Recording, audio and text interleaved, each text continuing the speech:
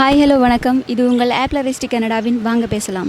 இந்த நிகழ்வினூடாக பல்வேறுபட்ட தரப்பினரை சந்தித்து பல்வேறுபட்ட விடயங்களை உங்களிடம் வெளிக்கொணர்வதில் நாங்கள் தயாராக இருக்கின்றோம். அந்த வகையில் இன்றைய நாள் 2009ஆம் ஆண்டு தமிழ் மக்கள் படுகொலை செய்யப்பட்ட தினமான இனப்படுகொலை வாரம் தற்போது அனுஷ்டிக்கப்பட்டு வருகின்றது. அதனை நினைவுகூரும் வகையில் பல்வேறு இடங்களிலும் முள்ளிவாய்க்கால் கஞ்சி பரிமாறப்பட்டு வருகின்றது. அந்த வகையில் இன்றைய நாள் மட்டக்களப்பு மாவட்டத்தில் தமிழின படுகொலை வாரம் அனுஷ்டிக்கப்பட்டு வருகின்றது. இதனை நினைவு கூறும் வகையில் மட்டக்களப்பு மாவட்டத்திலும் முள்ளிவாய்க்கால் கஞ்சி பரிமாறப்பட்டு வருகின்றது.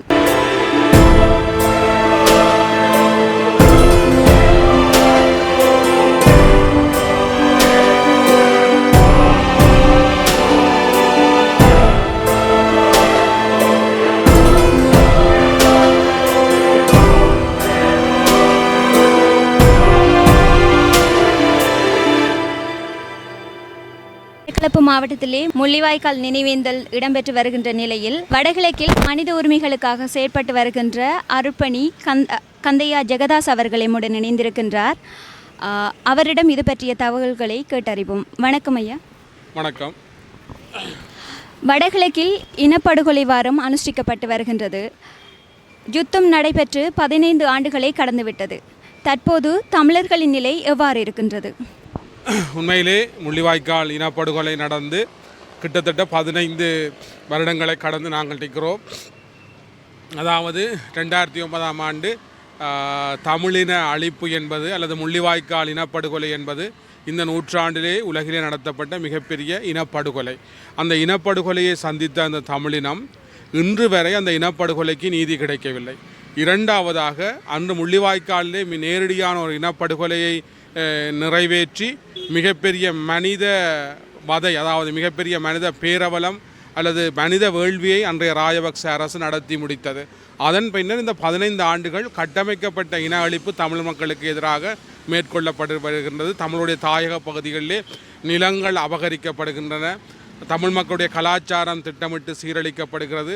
இளையோர்கள் மீது போதைப்பொருள் பாவனை அதிகரிக்க செய்து இளையோர்களுக்கு எதிரான வன்முறை நடத்தப்படுகிறது. இராணுவமயமாக்கல், பௌத்தமயமாக்கல் போன்ற இன்னொரு நிலைகளினால் சிங்கள பேரணமானது தமிழின அழிப்பு நிகழ்ச்சி நிரலை பல்வேறு வடிவங்களிலே மிகவும் திட்டமிட்டு சட்டவாக்கம் செய்து சட்ட ரீதியாக தமிழ் மக்களுக்கு எதிரான இன அழிப்பை தொடர்ச்சியாக நிறைவேற்றி வருகிறது. தமிழின படுகொலைக்கான நீதி கோரிய நிலைமை தற்போது எவ்வாறு உள்ளது?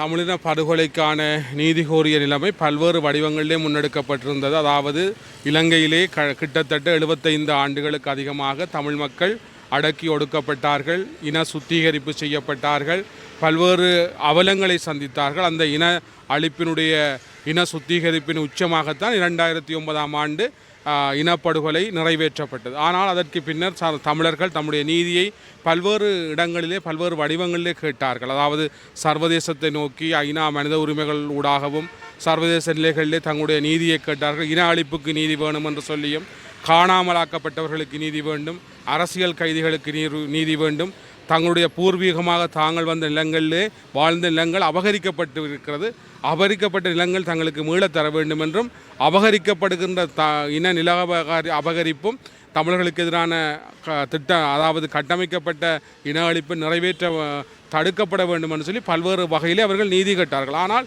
நீதிக்கான போராட்டங்கள் யாவும் அகிம்சை வழியாக, சாத்வீக வழியாக நடைபெற்று வந்தாலும் அரசு அந்த போராட்டங்களை பல்வேறு வடிவங்களே நசுக்கியது.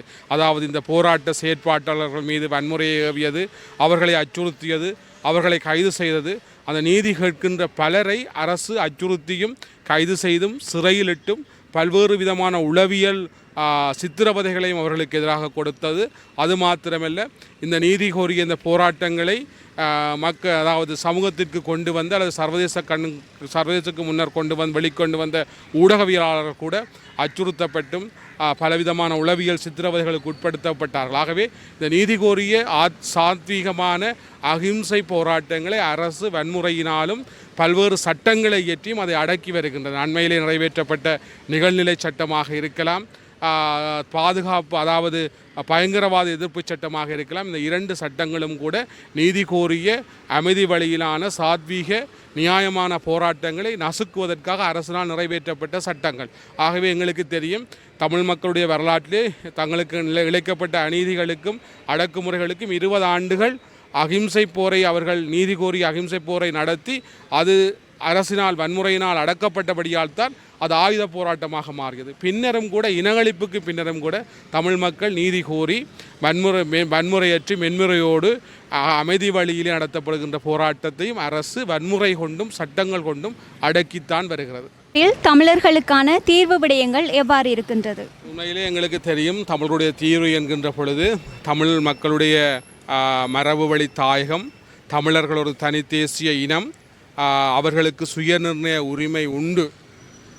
தனித்தேசிய இனம், சுயநிர்ணய உரிமை, மரபு வழி தாயகம் என்கின்ற அடிப்படையிலே தான் தமிழ் மக்களுடைய தீர்வு கட்டமைக்கப்பட வேண்டும்.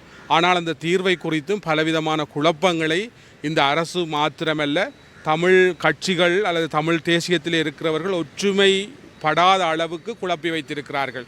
அதாவது பல்வேறு விதமான தீர்வுகளை சொல்லுகிறார்கள். எங்களுக்கு தெரியும், தமிழர்களோடு பேச்சுவார்த்தை நடத்திய இலங்கை அரசாக இலங்கையின் சுதந்திரத்துக்கு பின்னர் தமிழர்களோடு பேச்சுவார்த்தை நடத்திய இலங்கை அரசு என்பதை எல்லா அரசுகளும் தமிழர்கள் ஒரு தனித்தேசிய இனமாக இருக்கிறார்கள், ஒரு தனித்தேசிய இனம், வடக்கு கிழக்குடைய மரபு வழி பாரம்பரியமான தாயகம், தங்களுடைய அரசியல் நிர்ணயத்தை தாங்களே நிர்ணயம் செய்கின்ற சுயநிர்ணய உரிமை உண்டு என்கின்ற அடிப்படையில் தான் தங்களுடைய தீர்வு முயற்சிகளை அவர்கள் முன்னெடுத்தார்கள். ஆனால் அதை கூட இப்பொழுது குழப்பி வைத்திருக்கிறார்கள். 13 என்கிறார்கள், 13+ என்கிறார்கள், மாகாண சபையை தீர்வு என்கிறார்கள், அதைவிட வேறு விதமான சொற்றொடர்களை சமஷ்டி என்கிறார்கள், ஒற்றையாட்சிக்குள் சமஷ்டி என்கின்ற பல சொற்பதங்களை கொண்டு குழப்புகிறார்கள். ஆகவே 13 என்கின்ற விடயத்திலே மிக நாங்கள் உறுதியாக சொல்கிறோம். 13 என்று அது ஒன்றுமில்லை, அது ஒரு கிட்டத்தட்ட நாங்கள் சொல்லப்போனால் இறந்து பிறந்த ஒரு குழந்தை தான். அங்கே 13 ஒன்றும் இல்லை. ஆனால் தீர்வு என்கின்ற விஷயத்திலே மிக உறுதியாக நாங்கள் நிற்கிறோம். மரபு வழி தாயகம், தனித்தேசிய இனம், சுயநிர்ணயத்தின் அடிப்படையிலே அந்த தீர்வு தொடர்பாக நிலத்திலும் புலத்திலும் இருக்கின்ற தமிழ் மக்கள் ஏகோபித்த சர்வஜன வாக்கின் ஊடாகத்தான் தங்களுடைய தீர்வுக்கான அபிலாசைகளை முன்வெளிய வேண்டும். இதுதான் தமிழ் மக்களுடைய தீர்வை நோக்கிய ஒரு உறுதியான பயணமாக இருக்கும். ஆனால் இலங்கை அரசு ஒருபோதும் தீர்வை தரப்போவதில்லை. வரலாற்றிலே நாங்கள் கற்றுக்கொண்ட பாடம். ஆகவே சர்வதேசத்திலே அல்லது சர்வதேச நிலைகள் ஊடாகவும் சர்வதேசத்திலே நீதி கோருகின்ற இனங்களிலே நாங்கள் ஒன்றிணைந்து எங்களுடைய பிரச்சனையை சர்வதேசமயப்படுத்தித்தான் இதற்கான ஒரு தீர்வை நாங்கள் முன்னெடுக்கலாமே ஒழிய இலங்கை அரசு ஒருபோதும் தமிழர்களுக்கு எந்த ஒரு தீர்வையும் தரப்போவது இல்லை. மட்டக்களப்பு மாவட்டத்திலே முன்னெடுக்கப்பட்டு வருகின்ற முள்ளிவாய்க்கால் நினைவேந்தல் நிகழ்வில் மட்டக்களப்பு மாநகர சபை முன்னாள் முதல்வர் அவர்கள் எம்முடன் இணைந்திருக்கின்றார். வணக்கம் ஐயா. வணக்கம். வடகிழக்கிலே இனப்படுகொலை வாரமாக அனுஷ்டிக்கப்பட்டு வருகின்றது. யுத்தம் நடைபெற்று 15 ஆண்டுகளை கடந்துவிட்ட போது தற்போது தமிழர்களின் நிலை எவ்வாறு இருக்கின்றது? தமிழர்கள் இலங்கை தீவிட பூர்வீக குடிகள். நாங்கள் பெரும்பான்மை இனத்தார்னால் அடக்கப்பட்டு வந்த காரணத்தால் நாங்கள் அஹிம்சை வழியில் உரிமையை கேட்டு பல வருடங்கள் போராடின நிலையில் தான், அது சாத்தியப்படாத நிலையில் தான் ஆயுத போராட்டமாக அது வடிவெடுத்தது.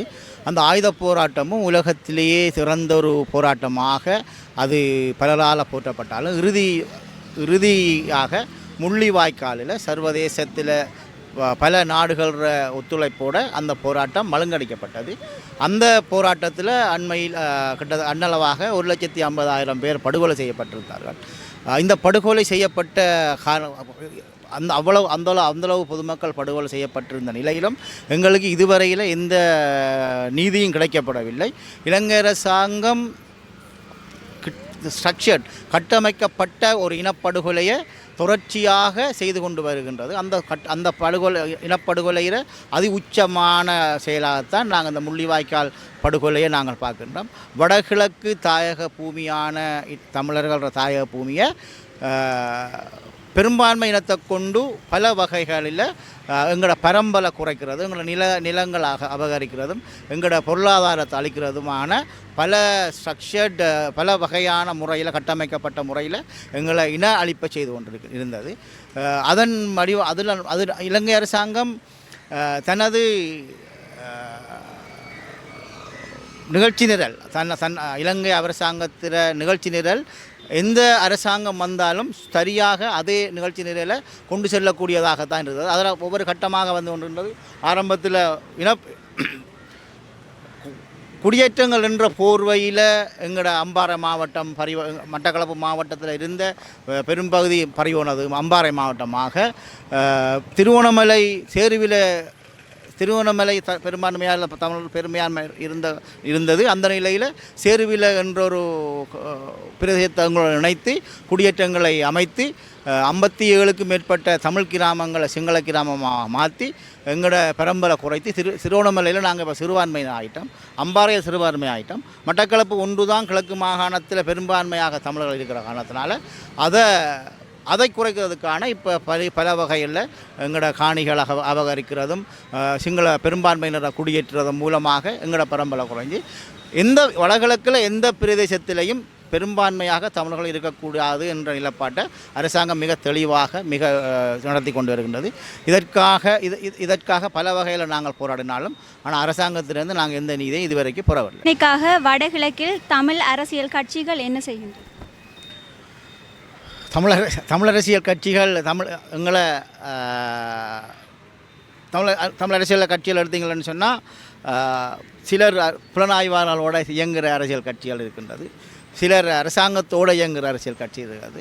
எல்லாரும் தமிழ் தேசியம் என்று சிலர் இயங்கினாலும் தமிழர்கள விடுதலைக்காக நேர்மையாக போராடுற தன்மைகள் மிக குறைவாக இருக்கின்றது. எங்களுக்குள்ள பல வகையில் பல முறைகளில் பிரிவுகளை உருவாக்கி எங்களை தமிழ் அரசியல் கட்சிகளை ஓரங்கட்டி அவங்களோட பெரும்பான்மை அவங்களோட பலத்தை குறைக்கிற வகையில் பல செயற்பாடுகளை இந்த புலனாய்வாளர்கள் செய்து கொண்டிருக்கின்றார்கள். அந்த வகையில் தான் எங்களுக்குள்ள ஒரு பல முரண்பாடுகளை உருவாக்குறது. அதுக்கு எங்கள் அயல் நாடுகளும் இதுக்கு துணை போகிறது. அதனால் எங்களுக்குள்ள தமிழ் அரசியல் கட்சிக்குள்ள கொள்கை ரீதியாக அதாவது எங்களை விடுதலை நோக்கிய கொள்கையில் நாங்கள் ஒன்றாக இருந்தாலும் அரசியல் அதை நாங்கள் அணுகுற முறையில் பல பிரிவுகள் எங்களுக்குள்ளே இருக்கின்றது. அதை நாங்கள் நிவர்த்தி செய்ய வேண்டுமென்றால் ஒரு கட்டமைக்கப்பட்ட ஒரு வேலை ஒர்க் பிளானுக்குள்ளால் நாங்கள் அனைவரும் ஒன்றிணைந்து அந்த கட்டமைக்கப்பட்ட ஒர்க் பிளானை நாங்கள் அமல்படுத்துகிற போது தான் நாங்கள் எங்களுக்கான விடுதலையை அரசாங்கத்திலிருந்து பெறுவதற்கான அழுத்தங்களை நாங்கள் கொடுக்கலாம்.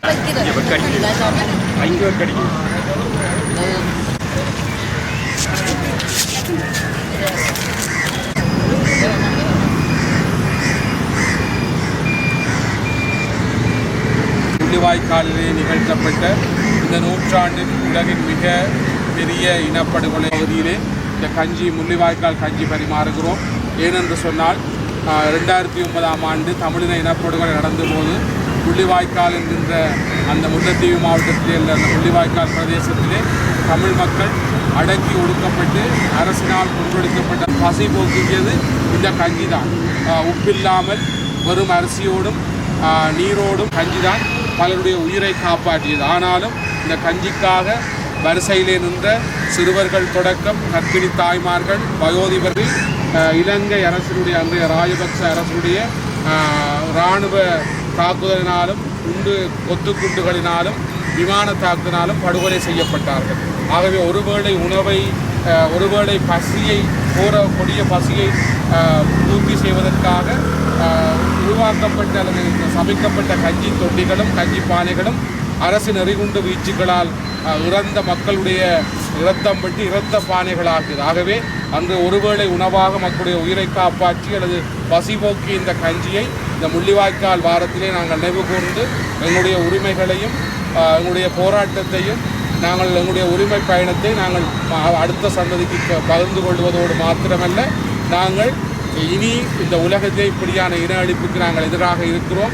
எந்த மண்ணிலே இன அழிப்பு நடந்தாலும் அதை நாங்கள் ஏற்றுக்கொள்ளவில்லை. இன்று காசாவில் நடக்கிறது இது மிகப்பெரிய இனப்படுகொலை. ஆகவே நாங்கள் இந்த இனப்படுகொலைக்கு எதிராகவும் எங்களுக்கு அளிக்கப்பட்ட இனப்படுகொலைக்கு நீதி கேட்டும் தமிழ் மக்களுக்கு ஒரு உரிமையுடன் சுயநிர்ணய உரிமையுடன் கூடிய மரபு வழி தாயகத்தையும் பரிதேசிய இனத்தையும் வலியுறுத்துகின்ற ஒரு தீர்வுக்காகவும்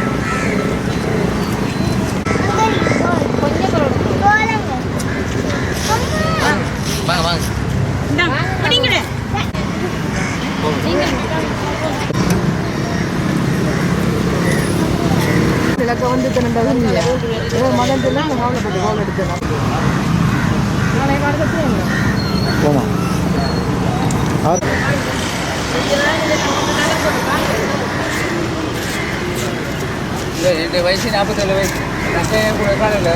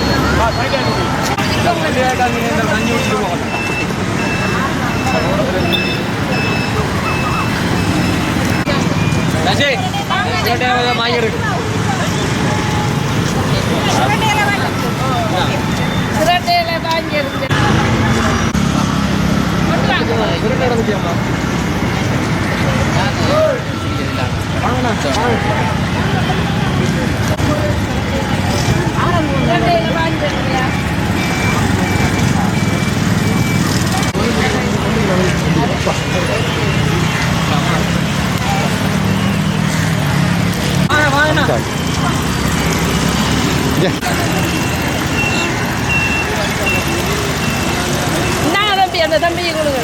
குடிங்காம்பி குடிச்சிட்டு சிரட்டையை தாங்க பற்ற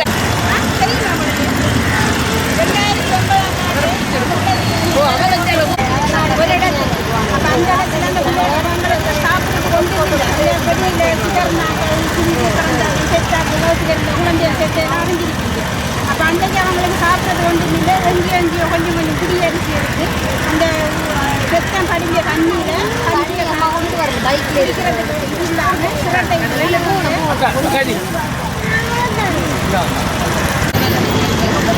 தங்கச்சி குடிங்கோட்னா